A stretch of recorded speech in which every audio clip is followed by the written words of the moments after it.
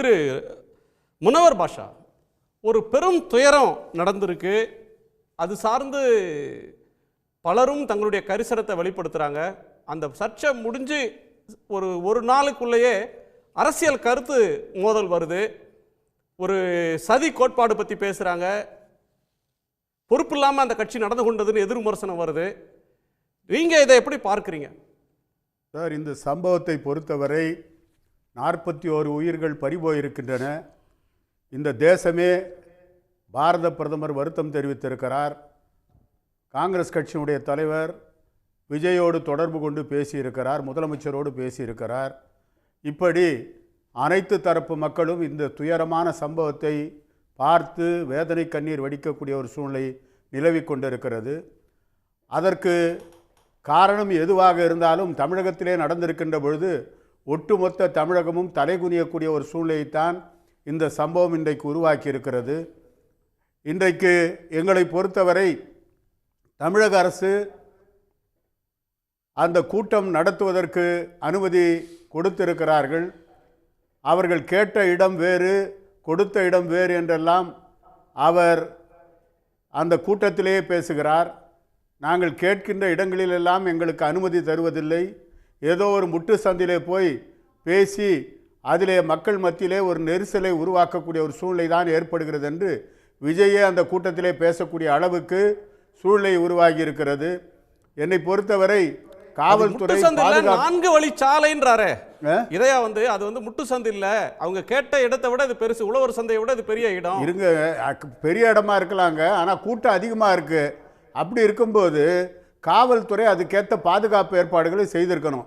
உளவுத்துறையினுடைய தோல்வி இதற்கு முக்கிய காரணம். ஏனென்று சொன்னால் தொடர்ந்து ஒரு 4-5 கூட்டங்களை பேசி கொண்டு வருகிறார் விஜய் அவர்கள். அந்த கூட்டத்திற்கு வந்த கூட்டங்களை வைத்து கணக்கிட்டு பார்த்து இந்த அளவுக்கு கூட்டம் வரும், எனவே பாதுகாப்பு ஏற்பாடுகள் அதிகம் செய்ய வேண்டும், அல்லது கூட்டத்தை திசை திருப்பி வேறு பக்கம் அனுப்புவதற்கான முயற்சிகளிலே காவல்துறை ஈடுபட்டு இருக்க வேண்டும். அந்த எந்த முயற்சியும் எடுக்காத காரணத்தால் நெரிசல் ஏற்பட்டு, இன்னும் சிலர் சொல்லுகிறார்கள் செருப்பு வீசப்பட்டது, கல் வீசப்பட்டது, போலீஸ் தடியடி நடந்தது என்றெல்லாம் குற்றச்சாட்டுகள் எழுந்து கொண்டிருக்கின்றன. எந்த அளவுக்கு அவைகளெல்லாம் உண்மை என்பதை நம்முடைய அருணா ஜெகதீசன் நீதிபதி விசாரணை தான் தெளிவுபடுத்த வேண்டும். ஆனால் இதுவரை நியமிக்கப்பட்ட எந்த ஒரு நபர் கமிஷனாக இருந்தாலும் அவர்கள் கொடுத்திருக்கின்ற அந்த அறிக்கையின் மீது நடவடிக்கை என்பது இதுவரை எதுவும் நடந்ததில்லை. எனவே இந்த சம்பவத்தை பொறுத்தவரை மக்கள் மத்தியிலே ஒரு சந்தேகம் உருவாகி இருக்கிறது. இதற்கு பின்னால் ஒரு மிகப்பெரிய சதி நடந்திருக்கிறது என்ற எண்ணம் மக்கள் மத்தியிலே பேசக்கூடிய ஒரு பேசு பொருளாக இன்றைக்கு ஏற்பட்டிருக்கின்ற இந்த சூழ்நிலையிலே எங்களை பொறுத்தவரை கட்சிகள் தூண்டுறாங்களா, ரசிகர்கள் பரப்பி விடுறாங்களா, பொதுமக்களா பேசுறாங்க சார்? பொதுமக்கள் மத்தியில் அந்த எண்ணம் இருக்கு சார். நீங்க சம்பவம் நடந்த அடுத்த நாள் எங்கள் தலைவர் வாசன் அவர்கள் பொதுக்கூட்டம் நடந்த இடத்தையும் போய் பார்த்திருக்கிறார். மருத்துவமனைக்கு சென்று அங்கே சிகிச்சை பெற்றுக் கொண்டிருக்கின்றவர்களையும் பார்த்திருக்கிறார். இறந்தவர்கள் வீடுகளுக்கும் சென்றிருக்கிறார். அவர்கள் கொடுத்த தகவலின் அடிப்படையிலே அங்கே நடந்த இந்த சம்பவம் ஏதோ ஒரு திட்டமிட்டு ஒரு சதியாகத்தான் தோன்றுகிறது என்ற எண்ணத்தை உருவாக்கக்கூடிய சூழ்நிலையில் இருக்கிறது. எனவேதான் இந்த விசாரணை என்பது அருணா ஜெகதீசன் விசாரணையை விட மத்திய புலனாய்வுத்துறையினுடைய விசாரணை நியமிக்கப்பட்டால்தான் நீதி கிடைக்கும். ஏதோ விஜயினுடைய அரசியல் பிரவேசத்தை முடக்கி விடலாம் என்ற எண்ணத்தோடு இப்படிப்பட்ட ஒரு காரியத்தை செய்வார்களே ஆனால் அவர்களை முடக்க அவர் எழுந்து இன்னும் வேகமாகத்தான் வருவாரே தவிர அவரை முடக்கி விட முடியாது. பிரவேசத்தை முடக்கிறதுக்கான சதின்னு பார்க்கிறார்.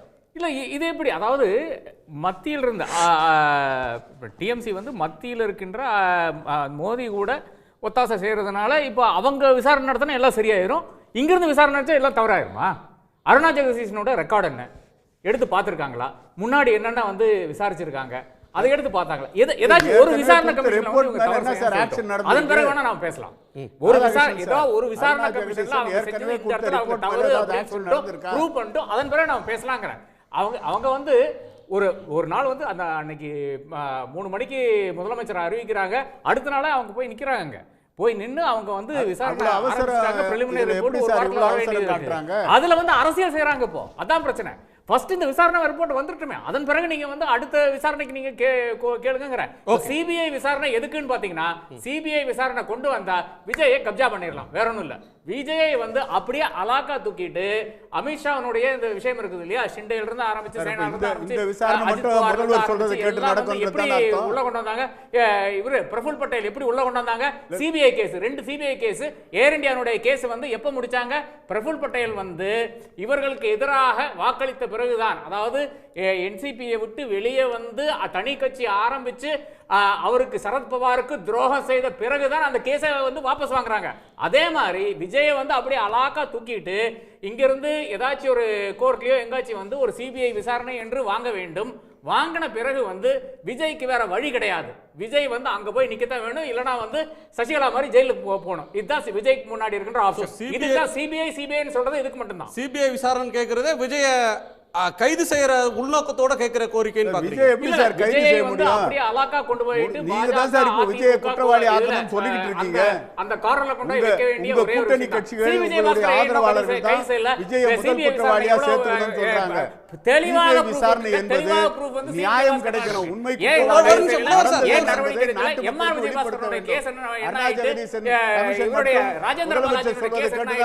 சுப்ரீம் கோர்ட்டே கேட்டுச்சுங்க, ஏங்க இவர் மேல ஆக்ஷன் எடுக்கன்னு கேட்டது.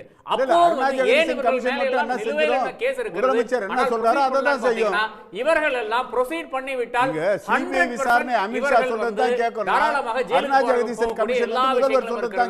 1996 என்ன செய்தார்களோ ஜெயலலிதா அதே தான் இவர்களும் செய்திருக்கிறார்கள். அப்ப விஜயை வந்து அலாக்கா தூக்கி கொண்டு போயிட்டு அந்த கூட்டணியில வைக்க வேண்டும். பாஜக இதற்கான ஆயத்த பணிகள் செய்து கொண்டிருக்கிறது. மனோர் சார், இன்னைக்கு வந்து அவர் திமுகவை எதிர்த்து தான் போராடிட்டு இருக்காரு. திமுக வந்து நானா விஜயான்ற அளவுக்கு அவர் இருக்கிறதுனால அவரை முடக்கணுன்ற நோக்கத்துல தான் இப்படி செய்றீங்க. அதுதான் நோக்கம். திமுக நானா விஜயானா எடப்பாடியை வந்து ஒரு பொருட்டா கருதலையா சார்? போட்டி எனக்கும் திமுகவுக்கும் தான் சொல்றாரு. அப்படி இருக்கும்போது அவரை முடக்கணுன்றது தான் உங்களுடைய நோக்கம், திமுகவினுடைய நோக்கம். எடப்பாடி வந்து அவர் தனி சுற்றுப்பயணம், அவர் பிஜேபி கூட்டணியில் அவர் செயல்பட்டுக்கிட்டு இருக்காரு. ஆனா இன்னைக்கு விஜய்க்கு கூடுற கூட்டத்தை பார்த்து திமுக வந்து அச்சப்படுது. ஏன்னா சினிமாவை வைத்து வந்தவர்கள் அவர்களுக்கு தெரியும் சினிமாவினுடைய பவர் என்னன்றது. சார், அண்ணா ஆட்சியை பிடிச்சதுன்னா சினிமா வச்சா சார் ஆட்சியை பிடிச்சாரு. அண்ணாவே நாடகம், கலைஞர் ஆட்சியை பிடிச்சது சினிமா வச்சு பிடிச்சாரு. முக ஸ்டாலின் ஆட்சியை பிடிச்சது வந்து சினிமா வச்சா பிடிச்சிருக்காரு சார். அண்ணாவே நாடகம் நடிச்சார் சார், வசனம் எழுதினார் சார். கலைஞர் நாடகம் நடிச்சார் சார், வசனம் எழுதினார் சார். திமுகவில் இருந்த எல்லா நடிகர்கள் தானே சார். கொள்கை பிரச்சாரம் சார், வெறும் ஒரு பஞ்ச் டயலாக்ல வந்தது இல்ல. அது இல்ல சார், சினிமாவில இருந்து வராரு. சினிமா என்பது மிகப்பெரிய ஆயுதம்னு திமுக உணர்ந்திருக்கு. அதனாலதான் அவரை பார்த்து பயப்படுறாங்க. ஓகே, உடனுக்குடன் செய்திகளை தெரிந்து கொள்ள சன் நியூஸ் பெல் ஐகானை கிளிக் பண்ணுங்க.